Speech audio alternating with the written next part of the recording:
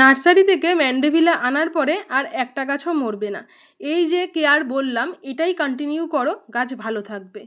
Hi friends, কেমন আছো তোমরা? Welcome to unbound life.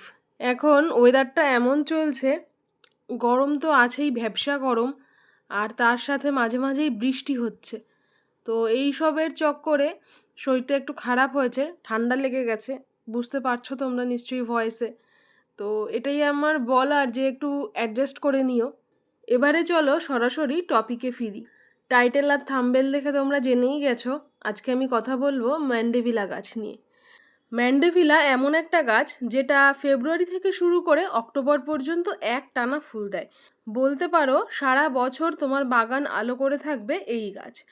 আর গাছে কিন্তু একটা দুটো ফুল হয় না, দেখতেই পাচ্ছো গাছে কি পরিমাণ কুঁড়ি রয়েছে। তো গাছ একদমই সারা বছর ফুলে ভরে থাকে। আর এই গাছের যত্ন পরিচর্যা বলতে যা কিছু সেটা তো আমি অবশ্যই তোমাদের বলে দেব। তোমরা যারা রোদের সমস্যার জন্য বাড়িতে গাছ বসাতে পারো না, কিন্তু তোমাদেরও বাগান করতে ইচ্ছে হয়, গাছ বসাতে ইচ্ছে হয়, তারা অবশ্যই এইটা তোমাদের উইশ লিস্টে রাখতে পারো। কারণ এই গাছটা এমন একটা গাছ যেটা 2 থেকে 3 ঘন্টা যদি সানলাইট পায় তাহলেই এনাফ। ডিরেক্ট সানলাইট এই গাছ পছন্দ করে না। তো এটা অ্যাকচুয়াল শেড এরিয়ার গাছ। এই গাছ যেমন ডিরেক্ট সানলাইট পছন্দ করে না, তেমনই বৃষ্টির জল কিন্তু নিতে পারে না।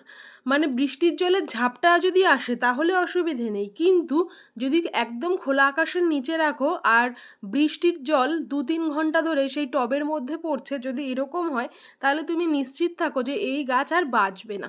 তো সেই জন্য খুবই সাবধান, এই গাছ একদমই খোলা আকাশের নিচে রাখা যাবে না। যদি তোমরা কোনো বড় গাছের নিচে রাখতে চাও বা এমন জায়গায় রাখতে চাও যেখানে 2-3 ঘন্টা রোদ পড়ে, সেক্ষেত্রে তোমরা খোলা আকাশের নিচে রাখতে পারো। কিন্তু যদি কখনো সম্ভাবনা আসে যে বৃষ্টি হবে, তখন অবশ্যই তোমাদের এই গাছ সরাতে হবে। কারণ যদি না সরাও তাহলে কিন্তু এই গাছ আর বাঁচবে না। এই গাছের একটা বিশেষত্ব হলো ফুল যেখান থেকে আসবে সেই জায়গা থেকে আবার ডালও আসতে পারে। এই যে দেখো, যেখানে কুঁড়ি রয়েছে সেই জায়গা থেকেই আবার নতুন নতুন ব্রাঞ্চ ছাড়ছে। তো আমরা কিন্তু অন্যান্য গাছের ক্ষেত্রে কি করি, যখন আমরা গাছের গ্রোথের দিকে কনসেন্ট্রেট করি তখন গাছের ফুল নিই না, ফুলগুলোকে মানে কড়িগুলোকে ভেঙে দিই যাতে গাছটা গ্রোথ ভালো নেয়। কিন্তু এখানে কিন্তু সেরকমটা নয়, বরং উল্টো, গাছে ফুলও হবে আবার একইভাবে গাছে ব্রাঞ্চও আসবে। তাই কেউ ভুলেও কিন্তু কুঁড়ি ভাঙবে না বা নষ্ট করবে না। ম্যান্ডেভিলা এক ধরনের ক্লাইম্বার প্লান্ট। অনেকেই আছো যারা ক্লাইম্বার প্লান্ট পছন্দ করো বা বাগানে 2-1টা লতানো গাছ থাকুক এটা চাও, তারা অবশ্যই ম্যান্ডেভিলা পছন্দ করতে পারো।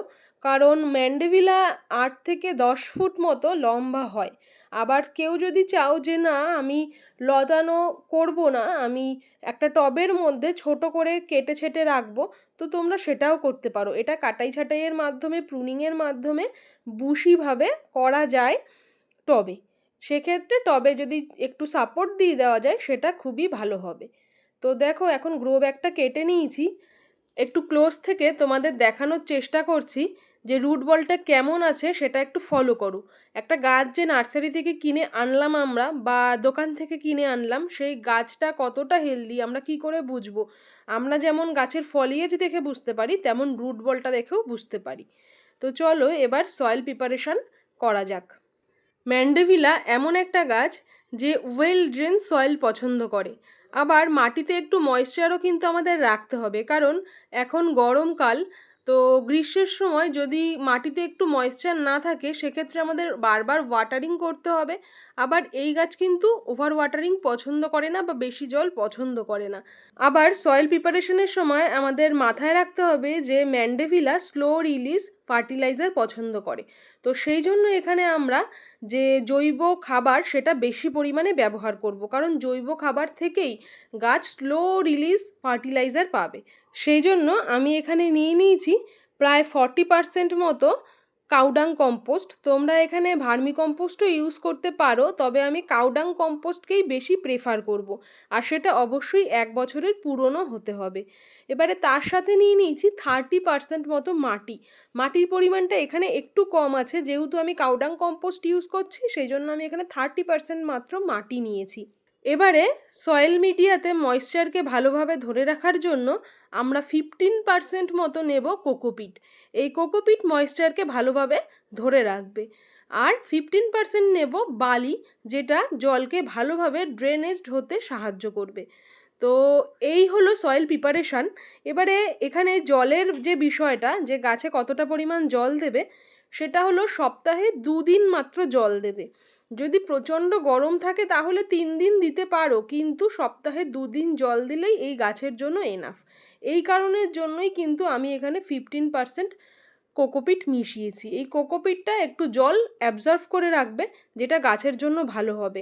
আমি আগেই বলেছি যে এই গাছ ওভার ওয়াটারিং পছন্দ করে না বা বেশি জল পছন্দ করে না। ওভার ওয়াটারিং অনেক পরের বিষয়, কিন্তু জল একটুখানি মিডিয়াতে জমে থাকাই এই গাছ পছন্দ করে না। অনেকেই যে গাছ আনার পরও বাঁচাতে পারে না, এই একটা বিষয় যেটার জন্য ম্যান্ডেভিলা গাছ অনেকেই নার্সারি থেকে কিনে আনার পরও বা প্রতিস্থাপনের পরও বাঁচাতে পারে না। তো এই যে ওয়াটারিং সিস্টেম, এটার জন্য খুবই খুবই খুবই সাবধান, কারণ এটা যদি একটু গড়বড় হয়ে যায় তাহলেই কিন্তু গাছ আর বাঁচবে না। এই গাছটা একটু সেনসিটিভ। তো সেই জন্য কোনো গাছ করার আগে আমি সবসময় এই কথাটা বলি যে সেই গাছের স্বভাব চরিত্র, পছন্দ অপছন্দ সবটা আমাদের জেনে তারপরে আনতে হবে। আমরা সহজেই গাছটা নিয়ে আসতে পারি, কিন্তু সেই গাছটাকে তো মেরে ফেলতে পারি না। তো সেই জন্যই ভালোভাবে নলেজ নিয়ে আমাদের গাছটা করা দরকার।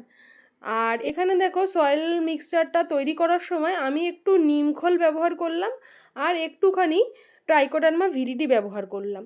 তো এই দুটোই কিন্তু জৈব। তো ম্যান্ডেভিলা কিন্তু কেমিক্যাল ফার্টিলাইজার একদম পছন্দ করে না।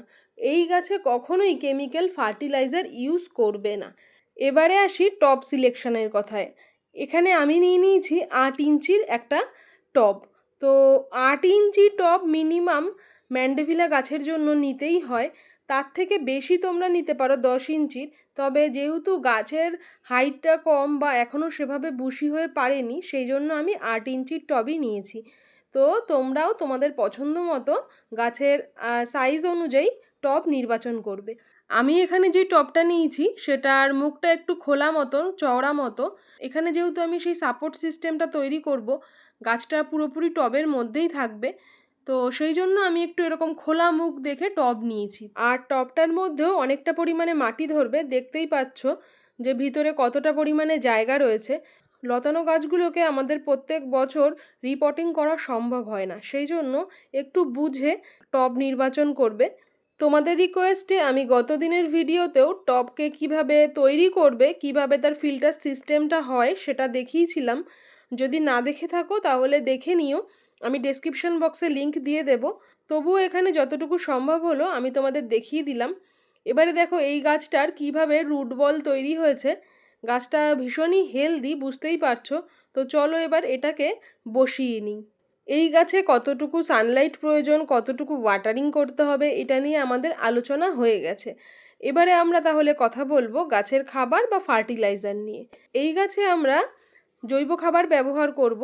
তো প্রত্যেক মাসে একবার করে জৈব মিক্স সার, যেটা আমরা প্রত্যেক গাছে দিই, সেই সারটা ব্যবহার করব। যদি তোমাদের কাছে মিক্স সার তৈরি করা না থাকে তাহলে তোমরা অবশ্যই মিক্স সার তৈরি করে নিও, কারণ এটা সব গাছের জন্যই খুবই প্রয়োজনীয়। তো নার্সারির স্টাইলে কিভাবে তোমরা জৈব সার তৈরি করবে তার ভিডিও চ্যানেলে দেওয়া আছে, আমি ডেসক্রিপশন বক্সে লিংক দিয়ে দেবো, তোমরা সেখান থেকে দেখে নিও। তোমাদের যাদের কাছে এই মিক্স অর্গানিক ফার্টিলাইজারটা তৈরি করা নেই, সেটা তৈরি করতে গেলে তো কিছুদিন সময় দিতে হবে, কারণ যদি ওটা ঠিকঠাক করে ডিকম্পোজ না হয় তাহলে তোমরা ব্যবহার করতে পারবে না। তো সেই কারণের জন্য আমি এখানে আর একটা রেফারেন্স খাবারের কথা বলে দিচ্ছি, যেটা তোমরা গাছে দিয়ে আপাতত কিছুদিন চালাতে পারবে।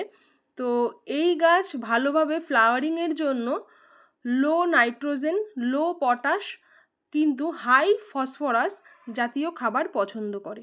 তো সেই কারণের জন্য আমরা 1 মুঠো হাড় গুঁড়ো, 1 মুঠো শিংকুচি, 1 চিমটি সিঙ্গেল সুপার ফসফেট আর 1 চিমটি পটাশ ব্যবহার করতে পারি। এটা আমরা মাসে একবারই ব্যবহার করব, যতদিন পর্যন্ত আমাদের ওই মিক্স ফার্টিলাইজারটা তৈরি না হচ্ছে, জাস্ট সে কটা দিন। তো যদি মিক্স ফার্টিলাইজারটা তৈরি হয়ে যায় তখন ওটা দিতেই আমি বলবো, কারণ ওটা যেহেতু ডিকম্পোজ করা থাকে তাই গাছের নিতে খুব সুবিধা হয়। টবে গাছ বসানো হয়ে গেছে, আমরা ভরপুর জল দিয়ে দিলাম।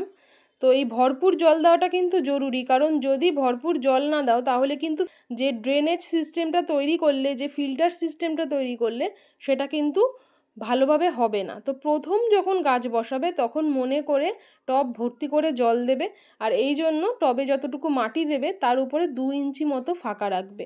এখন আমি গাছ থেকে এই শুকনো ডালগুলো সরিয়ে দিচ্ছি। এই শুকনো ডালগুলো কোনো কাজে আসে না আর গাছের সৌন্দর্যও নষ্ট করে। আর এখানে দেখো এই যে বড় বড় পাতাগুলো, কিছু পাতা দেখবে যে অনেক পুরনো হয়ে গেছে, সেই পাতাগুলোতে ফাঙ্গাস অ্যাটাক করেছে, হলুদ হলুদ হয়ে গেছে। এই ধরনের হলুদ বা ব্রাউন ছোপযুক্ত যেসব পাতা রয়েছে, যেসব পাতা কুঁকড়ে গেছে বা মনে করছো যে ফাঙ্গাস অ্যাটাক হয়েছে, সেই পাতাগুলোকে অবশ্যই সরিয়ে দেবে। কারণ দেখো, ফাঙ্গাস অ্যাটাক হওয়া পাতা গাছে থাকলে অন্যান্য পাতাগুলোকেও আরও নষ্ট করবে। এখন আমরা নতুন গাছ বসিয়েছি, ভালোভাবে মিডিয়া তৈরি করেছি, তাতে খাবার দিয়েছি, সুতরাং আমাদের কোনো ভয়ের কিছু নেই। গাছ থেকে অবশ্যই আমরা ভালো ব্রাঞ্চ পাবো, ভালো ফুল পাবো। তো সেই জন্য নির্দ্বিধায় যে পাতাগুলো নষ্ট সেগুলোকে বাদ দিয়ে দেবে। এবারে আসি এই গাছের বিভিন্ন রোগ আর সমস্যার কথায়। এই গাছে ভীষণ পরিমাণে ফাঙ্গাস অ্যাটাক হয়, তো সেই কারণের জন্য আমরা প্রত্যেক সপ্তাহে অবশ্যই নিয়ম করে ফাঙ্গিসাইড স্প্রে করব। তোমাদের কাছে যেই ফাঙ্গিসাইড থাকবে তোমরা সেই ফাঙ্গিসাইডই এই গাছে ব্যবহার করতে পারো। এই গাছে পোকার আক্রমণ বলতে মিলিবাগের আক্রমণই বেশি দেখা যায়, তাই এই মিলিবাগের সমস্যার জন্য আমরা নিম তেল ইউজ করতে পারি। বাজারে যে নিম তেল পাওয়া যায় সেই নিম তেল এনে আমরা 1 থেকে 1.5 ml 1 লিটার জলে মিশিয়ে ভালোভাবে ঝাঁকিয়ে আমরা সম্পূর্ণ গাছে স্প্রে করে দেব। স্প্রে করার সময় চেষ্টা করব যাতে কুঁড়িগুলোতে না লাগে, কারণ অনেক সময় কুঁড়িতে বেশি পরিমাণ জল লাগলে কুঁড়ি ফুটতে চায় না বা নষ্ট হয়ে যায়। তো এটাও একটা এই গাছের সমস্যা। অনেকে বলে যে কুঁড়ি কেন নষ্ট হয়ে যাচ্ছে। বর্ষার জল যদি বেশি পড়ে সেক্ষেত্রে কুঁড়ি নষ্ট হয়ে যায় বা কুঁড়ি ঝরে যায়। তো এই ইনসেকটিসাইড আমরা সন্ধ্যাবেলার দিকে বা বিকেলবেলার দিকে স্প্রে করব। তো এই হলো ম্যান্ডেভিলা গাছের টোটাল কেয়ার। তোমাদের কেমন লাগলো আজকের ভিডিও কমেন্ট বক্সে অবশ্যই জানিও। চ্যানেলে নতুন বন্ধু হলে সাবস্ক্রাইব করে সাথে থেকো, পাশে থাকা বেল আইকনটা প্রেস করতে ভুলো না। আর বন্ধুদের সাথে এই ভিডিওগুলো বেশি বেশি করে শেয়ার করো। তো গাছ ভালোবাসো, নিজেদের সুরক্ষিত রাখো। আজ তাহলে আসি, ভালো থেকো।